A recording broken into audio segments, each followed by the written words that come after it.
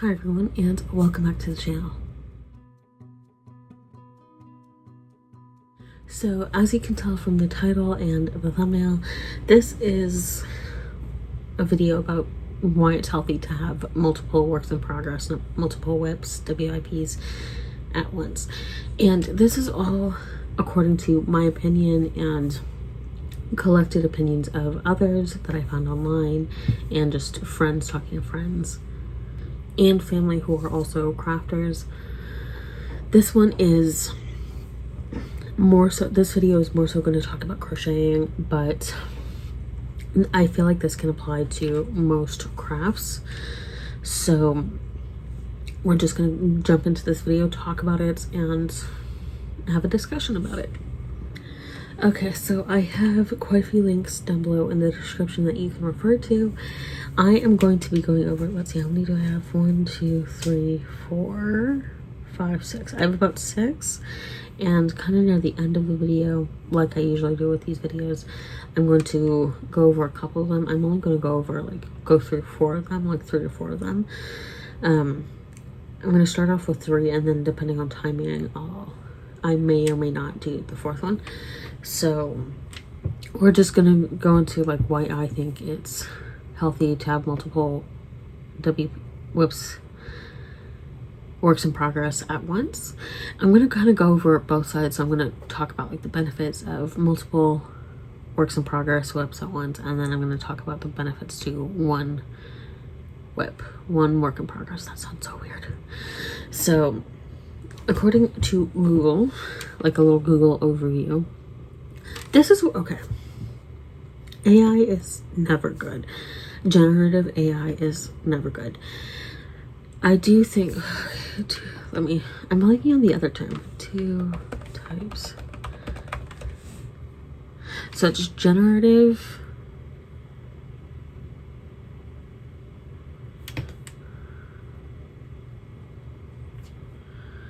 or predictive.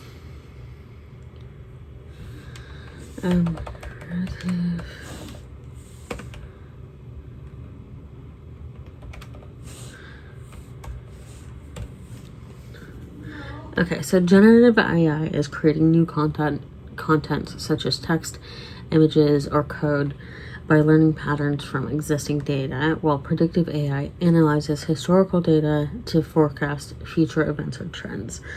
So generative AI would be like ChatGPT, character AI.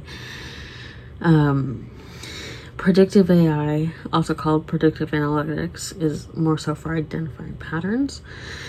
Predictive AI, and it's like there's a time and place for AI. Generative AI is never a good thing. There are, like I said, there are times and places for AI. It's never in the art world. If you're in a situation where you need to use like AI to kind of help structure something, like structure an essay, then that's when it is okay, as long as it's your own work and as long as it's your own words and you're not letting the AI change anything about it, and as long as you're not taking something from generative AI. So that's, again, AI has a time and place. Generative AI is never good, especially in the art world, but generative AI is never good. Where was I going with this? Oh yeah, so like I think Google has like the AI overview, which I think is kind of a situation that's kind of like on the fine line of it being okay, because I think it kind of gives a good overview, which is what it's supposed to do, and it's not really taking existing content and existing creations to create new something. It's just giving you an overview of what's there. But again, that's like kind of like the fine line of what's good, or that's like the fine line between AI being useful and AI being bad. But again, on the whole, AI is never good to use. But anyway, the AI overview for multiple works in progress said this: having multiple works in progress WIPs WIP projects, works in progress projects, is beneficial for crafters as it prevents burnout by allowing for project switching based on mood and energy levels. It boosts productivity by increasing motivation and interest, enhances creativity by sparking new ideas, allows for learning new techniques, and can even help with physical health by enabling switching between different crafting mechanisms to avoid repetitive strain injuries. And that can help, like the repetitive strain injuries can happen with like, especially with like crochet and knitting and more yarn craft, fiber art crafts. Like if you're doing hand embroidery, so like repetitive strain injuries can happen anywhere and with any craft. I just noticed that they do tend to happen a little bit more with crochet, with knitting, hand embroidery. So let's look at the benefits, my opinions on why it's beneficial to have multiple works in progress. So first up would be variety, and this is just like, for me, for example, I have I actually have 2 granny square blankets going. I have this one which I work on in my room. I have another one which is out in the living room for like early in the morning or kind of like later in the day if I'm out there. So I have 2 projects for 2 different locations. And then what I would also do, is I work on smaller projects while I'm working on the bigger projects, because sometimes for me it's less so about like the strain, but it's less so about the physical strain, and it's more so about the repetitiveness and the mental strain, because sometimes working on the same project, like location aside, like where you're doing it aside, like sometimes like doing the same project for hours on end, days on end, especially bigger projects, that can get taxing. And so being able to do 1-2 projects and kind of switch up where you're doing them, switch up which ones you're doing at different times of the day, having that variety can really help. Even if you're working on like the same project in 2 different variations, like I'm working on this blanket, which is using this yarn, and then I'm working on another blanket. This one's going to be a toddler blanket, and then I'm also working on a queen size, king size blanket for my uncle, and that's like a wholly different size, wholly different yarn. So there's variety in that, and that like kind of helps with like, hey, it's okay, the yarn that I'm using for my uncle's blanket matches this one. I made him and his wife an octopus and a squid. I made him these, and kind of doing that at the same time as doing like the 2 blankets has really helped and just keep it like, and partly too I did have to take a break from social media, so that also helps. But like having a variety of projects really helps keep up your mental health. And then one moment, so a lot of these benefits are kind of, I had set up these benefits before I looked into that Google overview, and the one that I read before, I had set up these notes before I read that, so it's kind of funny how they aligned. But the second point is lessening the potential for burnout, and there can be like multiple factors into burnout. But I remember like for me, the reason why I took a break from social media was because like I was starting to feel burnout. And it wasn't because I was just working on one project, it was because I was trying to do so much with social media, especially TikTok, that I felt like I needed a break from it. But if you're working on like, again, let's use the example of like a large blanket project or like a really big project, whether it's crochet or knitting. If you're working on a really big project and that's the only one that you're working on, and like there's a little variety in the project itself, whether it's colors or yarn types or whatever it is, or like fabric types, depending on what kind of craft you're doing, like if there's little variety visually and then also little variety in what projects you're actually doing, that can kind of lead to burnout, because it's like especially with the bigger projects. It's like my Christmas blanket that I did last year, that took forever to do. And with that one, it was a little bit easier because I had like 4 different colors. I had 2 different shades of red and then 2 different shades of green. So there was some visual variety, and it wasn't just the same color over and over and over and over again. So it's just like, but having the same project with very little variety and the looks of it, that can add to the potential for burnout. So having multiple different projects that all look a little bit different and take different amounts of time and take different yarns or fabrics, that can help not lead to burnout. Sorry, I keep pausing. But I'm trying to make it so that I don't have to like edit too much stuff out.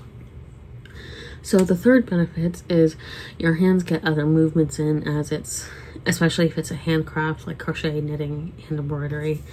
So for the 2 blankets I'm working on, I'm doing like the same granny square, which is the, what's it called? It's this one. This one's the image. It's the 112 stitch classic square. I'm using that, but when I was doing some other projects like the octopus and the squid, I'm getting circles in, I'm getting different shapes in, and not just like square shapes. So like I'm doing similar stitches with those granny squares, and I did a couple of similar stitches with the octopuses that I've made and the squid. But like if you're doing multiple projects, especially if it's like a couple different techniques, like you're getting different movements in, and like if you're machine embroidering or sewing, you're moving the fabric in certain ways. If you're crocheting or knitting, then you're doing different type of stitches.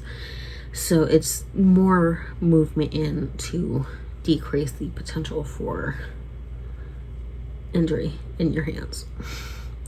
The next one, 1, 2, 3, 4. The fourth benefit is that your skills are continually being sharpened, because different skills and techniques are used for different projects. Like with the octopuses, I have to sew on like different parts of the body. Like I have to sew on the underbelly a certain way.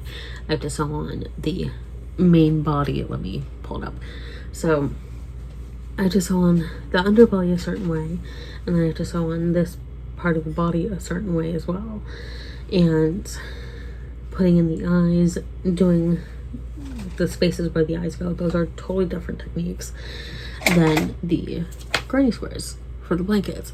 And also even with the squid, like doing the 2 tentacles, different technique than the arms, and the body part is a different technique to the octopus's body, and doing this fin part, again, another different technique. And the same with like weaving it onto the body, it's a slightly different technique. And even though for granny square blankets you weave the squares together, it's a different technique for weaving those together than how you would weave pieces onto an amigurumi. So yeah. The 5th benefit is different projects for different spots, kind of like what I mentioned earlier. So like you can have one in the living room, one in your bedroom, one when you take to work. And so I had mentioned I have this blanket, this granny square blanket that I have for here in my room. I have another one for out in the living room for like when it's early in the morning and I'm just kind of being settled before I have to start getting ready for work. And then I haven't done this in a while just because some of my projects are a little too awkward to travel around, but like sometimes I would take a project or 2 when I would go out, so I would have something to do if there was like a lull. And this also helps because if you're working on like a bigger project, like in my case, like I have the one blanket which will be like roughly queen to king size, I don't have to like carry the granny squares like back and forth, especially once I start having like a decent amount of granny squares. Like for that one I'll probably need at least 6 granny squares across by 6 granny squares where I'd buy at minimum like 10 granny squares down, 10 granny squares long. which is at minimum around 60 granny squares. So like once I start getting more for that project, I don't have to like carry it back and forth between my room and the living room. And this one, it's going to be a smaller granny square blanket. Sorry, I had to sneeze. But with that one, since it's a smaller one, it's a little bit easier to have in my room. And again, like just keeping it so that I don't have to carry around so much stuff or so much yarn or so many pieces. So having it in different locations can kind of just help, like, okay, I have a project out in the living room. I don't need to bring more yarn out. I don't need to bring my project in my room out to the living room. And then once I'm done, I don't need to bring it from the living room back to my room or back to my craft room if you have a craft room. So it helps with, like, especially if you're using like blanket yarn, like if you're crocheting with like blanket yarn, that can get heavy, and those projects can get heavy. So like not having to carry that back and forth, really useful. So the sixth benefit, there are a lot more, but I'm just going over 6. The sixth benefit is that you can take a break from one project and still have at least one other project to work on. Like right now, I just have the 2 blankets that I'm working on. So if I wanted to take a break from one, I still have the other one that I can pick up and work on, and vice versa. And I've also been doing hair scrunchies. So I can take a pause on both of the blankets and work on some more hair scrunchies if I wanted. Or I can take a break from the hair scrunchies and work on one of the blankets. So it's like you still have something to work on, and you don't have to worry about like, like I need to take a break from this project. Like, what should I start? Because I still want to crochet, but what should I start? You know, it's kind of that kind of a deal. So on the flip side, to go over like the benefits for one work in progress, because I'm trying to keep this rounded. So the first benefit would be less distracted, because a lot of us get distracted pretty easily. So there's less distraction if you're working on one project, like especially if like you're using like vastly different techniques. Like with the 2 blankets that I'm working on, it's the same granny square, same technique, same hook size. Like I don't have to think too much about like, okay, what do I have to do differently for this blanket? Well, the only thing I really have to think about is like the number of granny squares that are going to be in use. 1 second, where's my thingy here? There we go. So the only thing I really have to think about, like I said, is the number of granny squares in use. Like for the white one, it's also using some green. It's Caron Cakes and Pistachio. With that one, that's going to be a toddler blanket, so I don't need to use as many granny squares as I'm going to use for the red and black one that I'm using for my uncle, and that one's going to be like a king to a queen size roughly. But like if you're working on one project, you don't need to worry about like how different projects need different stitches. Like if I was working on the octopus, another octopus, this takes entirely, it doesn't necessarily take different stitches, but it's just a different process and a different building up to the item. It's different from how you would do a blanket or how you would do a granny square, and or how you would do a cardigan or a sweater or a wearable. So it's less distraction and less to think about, and what you need to do differently or the different stitches you might need to use. So benefit 2 to one work in progress is that you can finish quicker, so that because you're working on a single work in progress, and if you're working on like 2 or more, like again, like I have it so that I have this one in my room and the other one in the living room. However, if I was just working on one, I could take that back and forth and I would get a lot more of the granny squares finished. Here you're gonna see a little bit. So you see I have all these done. I'm working on this one, but I would have a lot more granny squares done if I was just working on this blanket, or vice versa. If I was working on just the one in my living room, I would have that one. I would have more granny squares done for that one, but for that one I need more yarn. I don't have enough yarn to finish that, but that's besides the point. So the third benefit is that you don't have to worry about switching techniques or tools. Like I don't have to worry about switching from this granny square blanket that takes a 5mm hook to switching to an amigurumi that's taking a an 8mm hook. I don't have to worry like, oh, this one is doing mainly treble crochets and double crochets versus the amigurumi is taking single crochets and half double crochets. I don't have to worry about which one requires which ones require which techniques. I don't have to worry about switching between them. So that's a pretty good benefit. Sorry, I was losing my breath for a minute. I only have 5 benefits to one work in progress, but there are more, but these were the main ones that I could think of. 2, 3, 4. The fourth one is that it's easier to take on a full craft break without worrying about pausing on multiple projects. Like sometimes we just need to take a full break on our crafting, whether it's crocheting or knitting, and sometimes having multiple projects that you need to put a pause on can be overwhelming. So it's like for me at least, having 2 different projects, like I would need to have, like if I need a full crochet break, I would have to pause on both of those. And I have both of them in the places that I've been working on them. So it's like, it's a little bit harder. And if I were to have more projects that I was working on, it would be a little bit harder because then I'm like, oh, I started this project. What if I forget about it? I started on this one. What if I forget about it? So like, it can be a little bit harder pausing on multiple crochet projects if you need that break from just your craft in general. And then the 5th benefit is that it's easier to time how long it took you to finish, if that's important for you, and or if you don't have a set timer for the project. So if you're working, like if you're bouncing back and forth, like for a lot of my projects, I've been trying to time more that I've been trying to time the projects that I intend to sell.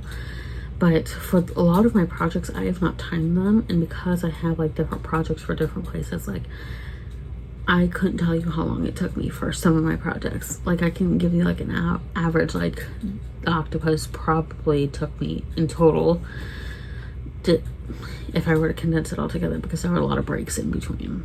Like the octopuses probably took me about maybe 2-ish hours roughly, give or take. The squid probably took me about the same time. The Christmas blanket I made probably took at least a week. Again, if that's that's putting all the time that I worked on it together, at least a week. So it's like, it's easier to kind of roughly gauge how long it took you to finish. Like if you're not putting it like back to back to back, let's say like you're working on a blanket, that single blanket, and it takes you a week, then it's easier to be like, okay, I started this project September 6th and I finished it September 12th, let's say. That's about a week. September 12th, 13th. And it's easier for you to say like, okay, it took me about a week to finish this project with my schedule and with everything that I have to do aside from crocheting. Versus if you have like 3 projects and you started one of the projects on September 6th and then you got all of the projects, let's say it's 30, you got all 3 projects done by September 20th. You don't, like, it's a little bit harder to differentiate between when you started a second project and a third project, and when you finished that first project and the second project and the third project. So it can be a little bit harder to time how long it took you to finish if you have multiple works in progress. So to take a look at some of the links, I'm going to take a look at the 2 Reddit links that I have, and I'm going to start off with looking at 3, and the third one is 5 reasons you should have multiple WIPs, multiple works in progress. And then the 4th one I might potentially look at is how many WIPs, how many works in progress are too many. So again, it really depends on time. Right now we're doing okay for time, so I'm not going to spend too much time on the Reddits, just because like those tend to take a little bit of time. So this person says, why do I have so many works in progress? An explanation.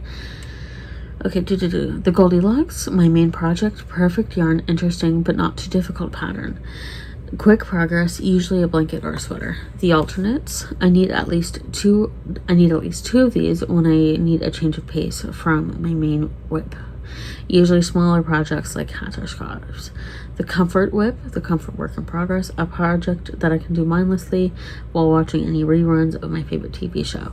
The perfect medicine for a bad day, usually a large blanket and an easy switch without a lot of color changes. The bad boy, a total mind fudge. I'm trying not to swear. I'm trying not to swear on my channel, at least. Usually a project where I'm trying to write a pattern, goes through on again, off again cycles where sometimes I'm obsessed with it and other times it goes in the closet of shame. I have one of these. It's my Epic the Musical blanket, and right now it's in the closet of shame. It's in the back of shame. I need to finish it. The commission, a project that a friend or family member requested I make. I try not to have more than one of these at a time because they make me anxious. The frogs, projects that have lived in the closet. I either didn't like the pattern or the yarn and should just frog it, but I spent a lot of time on them and am stuck in a sunk cost fallacy. I hope this... I forgot to add the travel project, a work in progress that is small and easy to pick up and lives in my work bag. Okay. So someone responded saying this is precisely my work. Great explanation. Here are mine. Goldilocks, a throw for a best friend's wedding. Comfort, a huge blanket in an airplane stitch. Bad boy, rings of change. Commission, sew earrings and a stuffy beanie in black. Yikes. Yeah, yikes.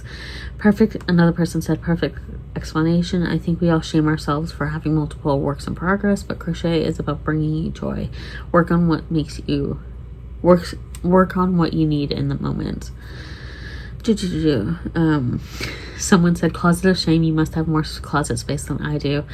I just love completing projects and getting them out of the house. I never frog. If I don't love something, I give it to someone who will. I used to have more works in progress when I was more stressed, but these days I've only had one or two at a time, not counting the queen size thread bread spread I've been working on sporadically for more than a decade. So yeah, I think that's good. Like, again, like probably more closet space. That's my closet. It's not a lot. It's not a lot of space. But yeah, I think that's a good mindset where it's like, if you don't love it, like kind of like some of the other comments said, where it's like, you need to work on what you love and what you need in the moments. And sometimes that's just the best way to approach these things. Okay, so the other Reddit, important to have multiple works in progress at the same time, someone asked. So this person says, so I was listening to this today, this is from 4 years ago, and they dropped a piece of advice that I don't think I've ever heard before. The argument is that it's important to not spend too much time on a single passion project to the exclusion of any other creations, because it courts burnout and also makes you too sensitive to criticism of your precious baby work in progress. They argue that you wind up trying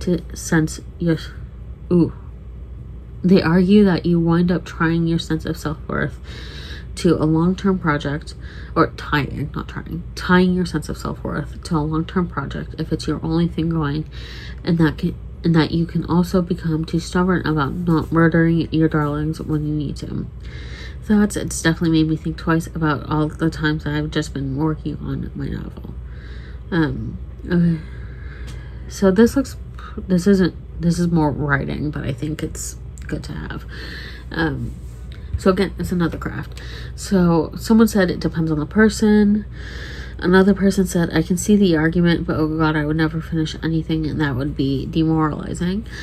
Another person said, this would make me burn out faster because multiple works in progress mean everything will take longer and I won't feel the satisfaction of completion until one of them finishes. And another person said, definitely helps me prevent burnouts. Another person said, definitely depends on the person. Some people aren't multitaskers, some are. I feel like my writing style is heavily influenced by my ADHD. I've always loved multiple story ideas. I've always had multiple story ideas at once. Hell, I have 4 currently. Sometimes I get in the mood for one and work on it. Sometimes I think of an idea for a different one and work on that instead. It's nice, but sometimes it can feel frustrating because your focus is divided. So again, I feel like this can apply to crochet and any other craft, because it's like, yes, it really depends on the person. Some people just need to focus on that single project, and sometimes for some people having multiple projects can lead to burnout because you're not finishing a single one of them with a set amount of time. And like I said, with one work in progress benefits, like it's harder to gauge progress within it, and it's harder to gauge completion. So this video, at the end of the day, this topic really depends on the person. It really depends on how you are as a crafter, whether it's writing or crocheting or knitting or sewing. Like, it really depends on how you are as a person and what that relationship is with your craft. And like, I know, like, with I mentioned it, my Epic the Musical blanket, I have like 2 stacks here. Well, it's kind of like 1 stack, but I have 2 different yarn types that I need because it's a granny square blanket, and I had spent so much, like, I definitely relate to this. I had spent so much time, I have the rest of it somewhere here.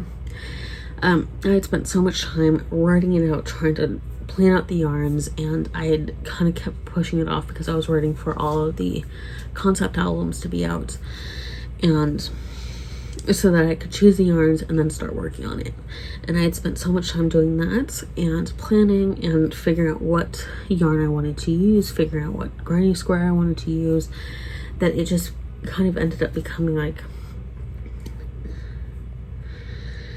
it became more stressful than it needed to be. And I love Epic the Musical, and I love crocheting, and it was the perfect idea to put them both together, but I spent so much time trying to work it out and spent so much time and energy.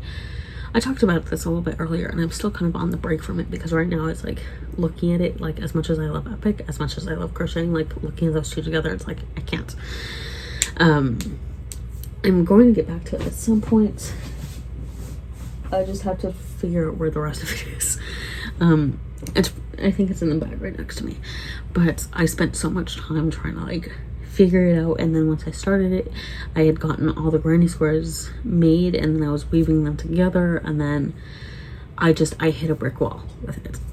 So I needed to take a break, and right now that's on a really long hiatus. So it is what it is. It happens. And like, in that case, it wasn't necessarily a situation where I needed a full-on break from crocheting. I just needed a break from that project, and I still kind of do, because like I said, I'm like, I have the granny squares, the ones that I just showed you.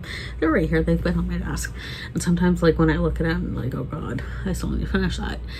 So it's like, I'm trying to approach it as I'll start it back up once I'm feeling like excited about it again.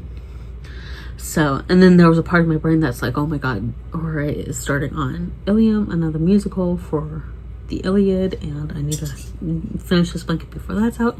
And then I was just like, okay, no, I don't need to finish that blanket, my Epic blanket, before Ilium's out. I'll finish that blanket when I do. So yeah, it's just, it was a lot. And I think part of it was like the expectation that I was also going to be writing a pattern for it and listing that pattern. But then kind of like as I thought about it and as I sat with it, and it just was to a point where I was like, I don't want to stress about making a pattern, because like part of my idea with patterns, my ideal with patterns, is that I try to have it be personalized and customized. Any patterns that I'm going to sell. So like, I have the personalized granny square blankets, which Epic the Musical blanket kind of falls under a little bit, sort of. It's not exactly like that pattern, but I'm trying to have any patterns that I write and put up on my Etsy for sale, I'm trying to have them be personalized so that it's easy to access for anyone, and you don't have to have a specific yarn type or yarn color for it. You can just do what you want with it. So with the personalized granny square blanket, it was a situation where you can use any yarn, you can use any granny square you like, any techniques you like. Like, it's just a situation where it's like, you make a granny square blanket, and here's a basic setup for what to do. And here are 2 granny square options that you can do, but you can do any granny square option. So that was that pattern. And then with the Epic the Musical blanket, it was very much a situation where it's like, okay, I need to have specific yarns to match the concept album covers, but it also needs to be personalized, so people need to do whatever grinding squares I want. And then it just got so much, so like it got to the point where I was like, I'm not going to do a pattern for the Epic the Musical blankets.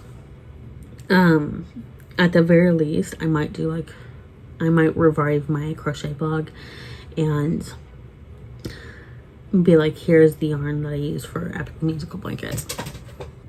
Like, here's the list of the yarns that I used for it. Go crazy, do whatever you want for your own Epic the Musical blankets. At the most, I would probably do something like that. But anyway, moving on. So this next blog post is from Tales of Cloth, and it's 5 reasons why you should have multiple works in progress. So I'm scrolling a little bit. So this one is sewing, but it can apply to most. So reason one is you can sew more, they can sew more, you can crochet more, you can knit more. So they quilt. So this person says different parts of the quilting process require different energy, light, and setup. I can English paper piece while watching TV with Tim, while waiting in the car park to pick up my daughter from dance, on road trips, on holidays, but I can't iron quilt tops or choose colors during these times. So it's like very much that kind of a situation where it's like if you're broadening it out. So crocheting, I can make the individual granny squares while in the car, although I'd get car sick. But if you don't get car sick, like I can do, like if I didn't get car sick, I could do the individual granny squares of a blanket in the car, or I could do parts of the octopus in the car. But it would be a little bit harder to stuff the octopus in the car. It would be a little bit harder to sew the granny squares together in the car. And it's a little bit easier to choose yarn color and seeing it online, but you know, a lot of us like to feel it. So it's a little bit harder to choose certain yarn types, especially if you're making something for young children and babies. Like, you want something softer and you can't guarantee that something's going to be soft unless you've already worked with that yarn before or that fabric before. Anyway, so reason number 2 is I try things out. I'm such a huge fan of learning through experimentation. That means being willing to make mistakes or have things not work out. I'll happily try something knowing I can put it aside or abandon it altogether if I don't like it. So that's a very good point. Like, you can try new things. And I think, especially with like crocheters, like I think we need to be okay with like setting something down and just never returning to it again. It might be the case, like for me, it might be the case where I don't return to that Epic the Musical blankets, and that's okay. Like, I can donate the squares, I can donate the parts I've already made, and people can use them however they want. But that might be a situation where it's like, hey, I spent too much time and energy at it, and if I still kind of have that reaction of like, gosh, I can't look at it, like, that's okay. Ideally, I want to finish the blanket because I love Epic the Musical, and that's such a perfect amalgamation of it, of my love for Epic the Musical and my love for crocheting. But you know, it's okay. So number 3, third reason why you should have multiple works in progress is working with your natural rhythms of energy, attention, and motivation. Okay.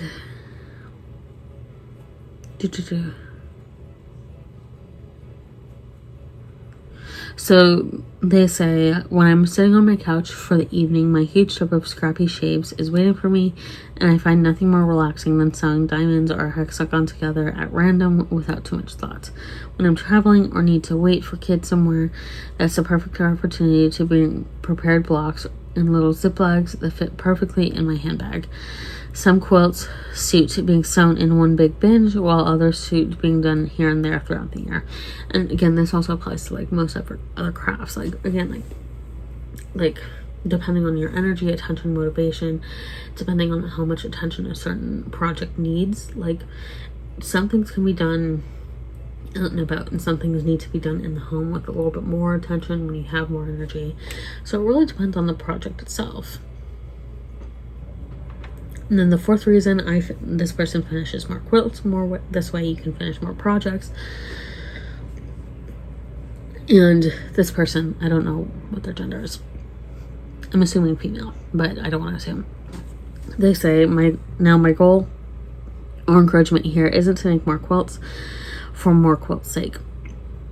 It's not about a race or competition, but early on my main fear of putting unfinished quilts away is that I might never come back to them. But I do all the time.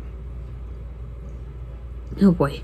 But picking up a quilt in progress that's been left for a while is like starting afresh with all that new project motivation, except I've already made a bunch of progress. Which is true. Like if you look at any project, it's like, hey, I've set it down.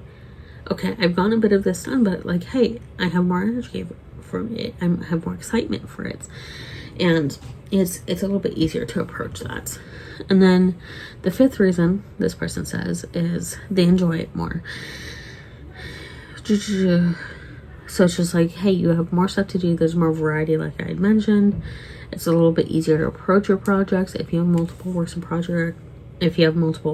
progress. And again, this really varies from person to person, and no two people are going to be exactly alike. Like maybe someone is perfectly okay with having 10 whips, and someone needs only 2, someone can only handle 2, someone can only do 1. It's going to vary from person to person. And even if you're okay with multiple works in progress at once, that's still going to vary. Like again, some person might need 10, some person might need 5, another might need 2, another might need 7, another might need 15. It really varies from person to person. So we are going to go over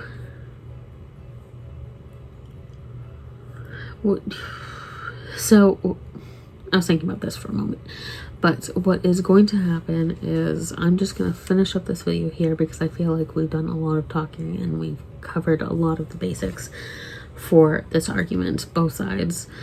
And I would love to have a little bit more discussion about this because it's an interesting topic, and I think we need to be okay with multiple works in progress. We need to be okay with that idea.